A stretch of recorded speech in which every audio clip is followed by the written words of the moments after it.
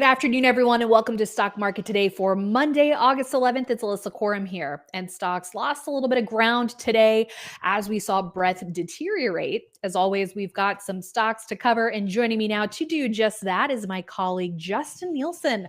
Justin, what do you have for us today?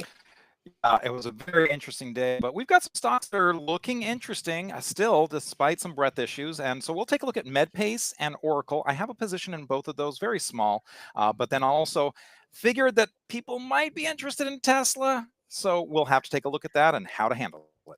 Yep, sounds like a plan. We'll get to those stocks, but first, let's take a closer look at the major indexes, starting with the NASDAQ Composite, reversing off of a fresh high today, finishing down by about 0.3%.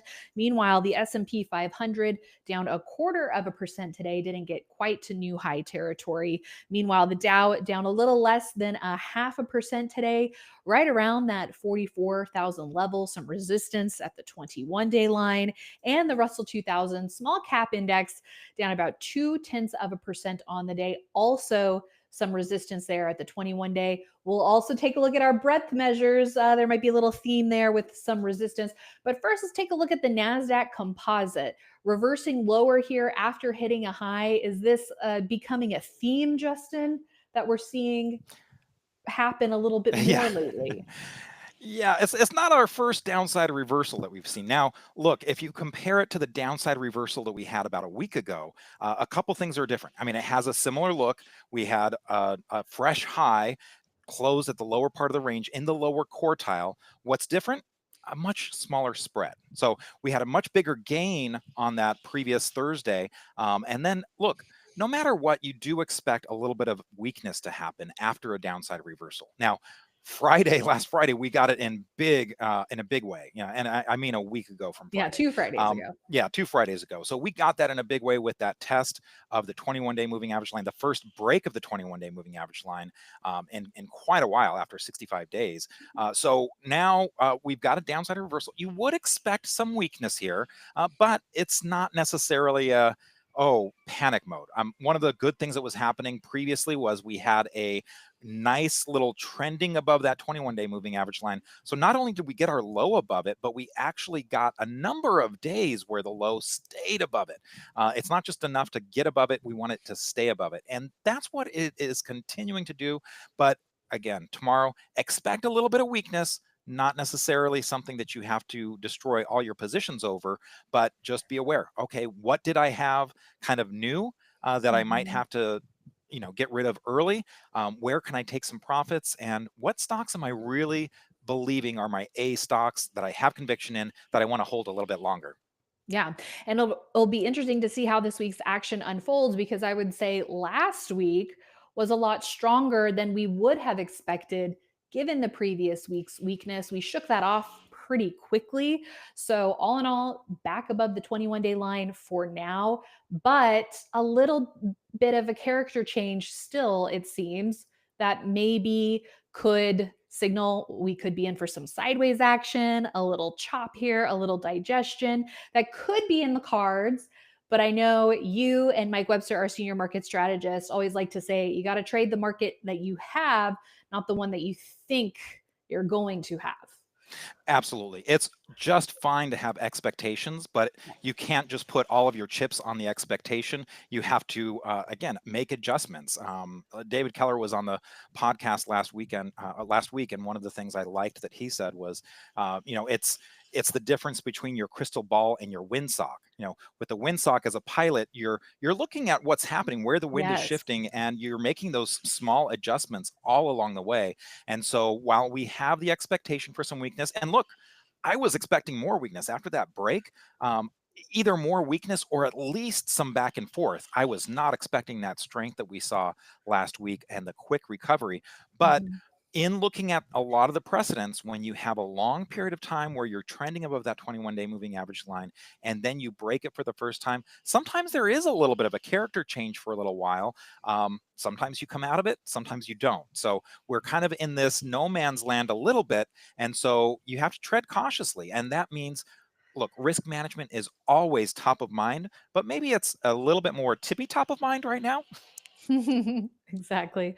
And we do have earnings season cooling off a little bit, but we have some economic data coming out this week, like the CPI report, which could be market moving. You never know, depending on how the Absolutely. market wants to react to that economic data. Yeah, I mean, I think for a while there, it seemed like economic data wasn't making things turn so much. That last jobs report maybe changed some of that, and will kind of Yeah. put the laser focus back on it. But I think this will be an important CPI number.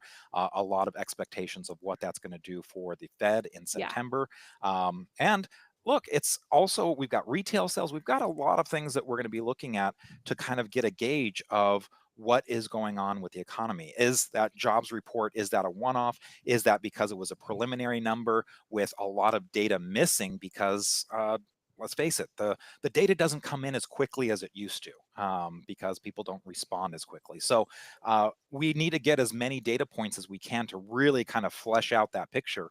And so CPI is going to be one part of that. Retail sales is going to be another, and that will kind of probably inform investors to kind of start making those projections for the September Fed meeting. Yeah. All right. Well, more to come on that as the week progresses. Let's have you give quick thoughts on the other major indexes. Here's the S&P. S&P 500 looks very similar to the NASDAQ Composite, whereas the NASDAQ Composite quickly got its low above the 21-day moving average line. The S&P 500 was a little bit slower to do it, but it's done it, and it has kept that low above it. But again, we got another downside reversal here. Not as dramatic necessarily, but all of the indexes basically, I'm looking through, and they all closed in the lower quartile. So that's something to just be aware of. And Dow Jones Industrial Average, that had been going tight here for a little bit, back and forth, right above 44,000. It's back below the 21-day moving average line, but still above the 50-day. So certainly weaker there. And then the Russell 2000, gosh, it's Lucy with the football, taking it away again. It had that break that it looked like, when it got up to 2283.20. It had a nice reversal at its 200-day moving average line, got back above the 21-day moving average line, but just hasn't been able to stay there. So it's hugging that line right now, not broken, but it's certainly not having the strength you would have expected from that breakout area. So still in a little bit of no man's land there as well. But I think what's really interesting, and this is where you have to really look at your portfolio and take your cues from what's happening in the stocks that you are in.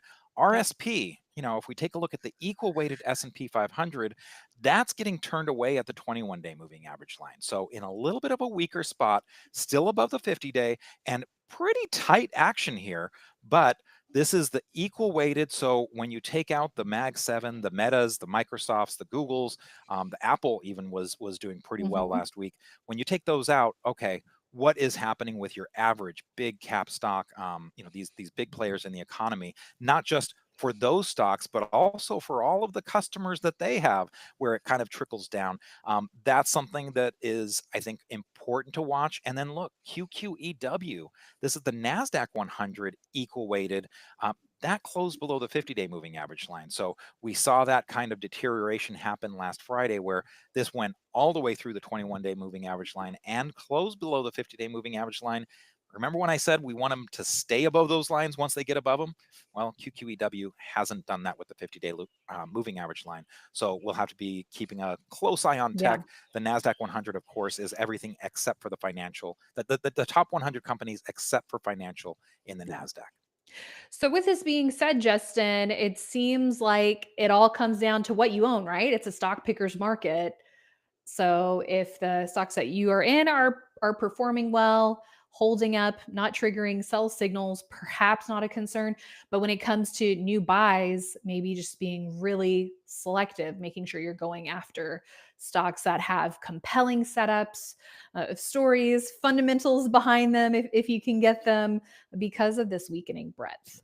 Yeah, I mean, this is one of those situations where A setups are where you really want to kind of keep your focus on. Yeah. Okay, let's take a look at any other ETFs you want to check in on before our stocks. Yeah, let's take Okay. a look at IBIT because, and I do have a position in this one myself. I believe you do as well. Hmm. A nice move, breaking a downtrend here. Didn't close well, but still, it held above that break of the downtrend, so that was interesting. Let's also take a look at GLD, gold.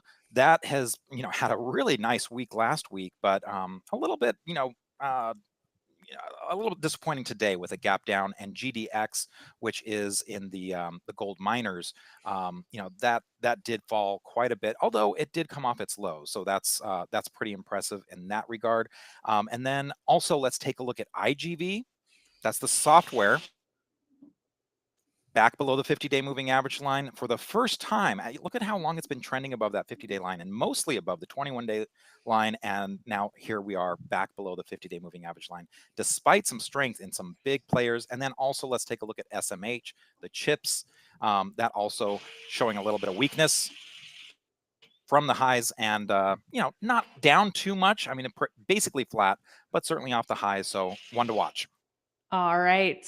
Thank you for that overview there, Justin. Really interesting to see what's going on with software there as a sector. There are some standouts within it, but we've talked about before. This is why we love doing top down and bottom up. What's coming through the screens on your individual stocks, but also what are you seeing on a sector level, right? Because there could be some early signs of sector rotation to be aware of there. All right, let's take a look at some stocks now, starting with Medpace, a strong mover today, up 3.6%. We had the earnings report in July, the 22nd, that earnings reaction with shares up, get this, 55%. That was a pretty big move, Justin. Held the bulk of that, tightened up, and now on the move here again, clearing a trend line, so arguably actionable. Yeah, look, when something gaps up 50%, yes, that's strong, and you're like, oh wow, this really is something I wish I had. But what do you do with it when it gaps up 50%? Well, for me, nothing. But if it can hold those gains, digest them, now I have a way to get in and manage my risk. And so that's what I feel like Medpace has given a chance here. We did put this on Swing Trader. As I mentioned, I bought a little bit of this myself, breaking a little bit of a downtrend. If we take a look at XLV, look, the Yeah. healthcare area hasn't been necessarily that great. It's been, really poor in the relative strength area, but you have had these pockets of strength. Mhm. XBI, for instance, the biomed biotechs, again, not necessarily that great, but we've had some individual stocks. You look at the Growth 250 and our IBD Live watch list, there's a lot of stocks that we have from the biomed biotech area, and we've been watching those very closely. But the way that this digested the gains, it gave me a way to manage my risk. If this goes below, today's low, or even, maybe Friday's low, I can really kind of cut this off and take a small loss. But I've got a lot of opportunity for a small risk but high reward here, and that's what I'm looking at. Yeah. And I think it's interesting taking a look at the weekly chart. Obviously, some folks place more weight than others on volume, but I think it's really fascinating. Not only did you get that huge percentage gain, but this is the large that week of earnings was the largest weekly volume. I mean, going back quite a while, Justin. So uh, a lot of institutional buying, it seems like, coming into this and taking a look at the fundamentals. We are seeing a reacceleration of that top line growth. Clearly, traders were very impressed by the report. I'm sure it's more than just the numbers that tell the story here of the quarter that this company had, judging by the reaction that it did. Yeah, and look, let's take a look at if you just scroll up a little bit on the weekly chart here, you can get those numbers of the EPS growth rate of 35%, and look at that stability. So you've got a line here that's really just, in a very nice, stable uptrend. Yes, it is. All right, let's go to Oracle. So, speaking of the software sector, some stocks looking better than others. Oracle, this is like what software weakness? This is looking quite strong, Justin. So a little upside reversal. We already had this on Swing Trader. We actually added to the position today, got a support at the 21-day moving average line, upside reversal. And look, earnings aren't for a while on this. So earnings haven't happened yet, but we've got a while. So that move above 250, it is extended, but this was a chance to kind of add some shares. Yes. And last but not least, let's talk about Tesla, up 3.4% on the day. Let's also take a look at the closing range. So 55%, well within the upper half, even though it did fade off highs. It also closed around 340, 341, which was above the 338 highs from a couple of weeks ago, July 21st and 22nd to be exact. So whether you're using a horizontal trend line clearing the highs or even a declining tops trend line, which the stock did clear on Friday, and we covered that on IBD Live, actionable potentially. This is one where, hey, it's not the prettiest chart by far. We know that the quarterly numbers are pretty dismal here, but this is a momentum stock. This is a story stock, Justin. So whenever it turns potentially actionable, there are a lot of traders out there who get very interested. So I think it's about time we give our thoughts on Tesla's chart here. Yeah, I mean, look, the good news is you can manage your risk on this one, right? The bad news is, as you said, the chart is not great. The fundamentals, not great. So there's a lot, when we talked about sticking with the A setups, this is not one of them. It has had weakness, relative strength that's been poor, but again, if you are going to be getting into this, if this is a pet stock of yours, you do have a way to manage risk here. And that's the important part. Any trade you get into, you need to have that exit strategy in place. So if you are going to get into Tesla, you can cut this off at pick your moving average, the 200, the 50, the 21. They're all around the same area. And that also coincides with the Friday low. So there's a way to kind of cut that risk down pretty easily with a potential for reward all the way up to 367. But again, it just depends with the way that some of the breadth is going and the indexes kind of having that downside reversal, how far out you want to stick your neck. Exactly. So Tesla currently trading about 6% above its 21-day line and 50-day lines. Then we also have the 200-day at about 4.4% below current levels. And so pick a line, or like you said, pick Friday's low. A decisive close below that seems like a pretty reasonable exit. And then we can take a look at this on the weekly chart as well, just to give even better perspective here. So relative strength, as you mentioned, still quite off highs, although we are seeing, at least in the short term, a little bit of improvement here, Justin. So we'll have to see if the momentum can continue. Yeah, the one thing I would say is do not look at this and say, oh, it came down to this level. Let me go ahead and give it a little bit more room, a little bit more room. That is not a good idea. Yeah, this is a really tough stock to just buy and hold, at least as of right now, right? This is, again, a momentum stock. You really want to be focused on these chart levels to be your guide to managing that risk. All right, Justin. Well, we appreciate it as always, construction and all, but you did a good job managing. Sorry about that. They were in the supposed to be at lunch. background.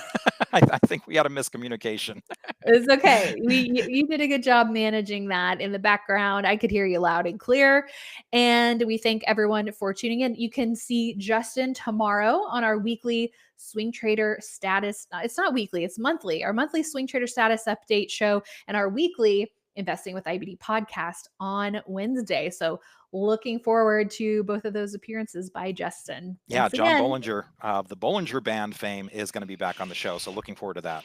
Can't wait. All right. Thanks again, everyone. That's it from us here. But at 5 p.m. Eastern today, we have our monthly market report with hedge fund manager Jim Ropel. Always look forward to my discussions with Jim. We'll get his updated take on the market action, stocks he's watching. What are the leaders? How is he getting positioned? What's on the top of his radar in terms of his watch list? An update on crypto as well will be nice from Jim. So that and more coming up on our YouTube channel today at 5 p.m. Eastern. We'll see you there. You can also catch the recording on YouTube or at investors.com/videos. Thanks so much, everyone. And we'll see you right back here tomorrow.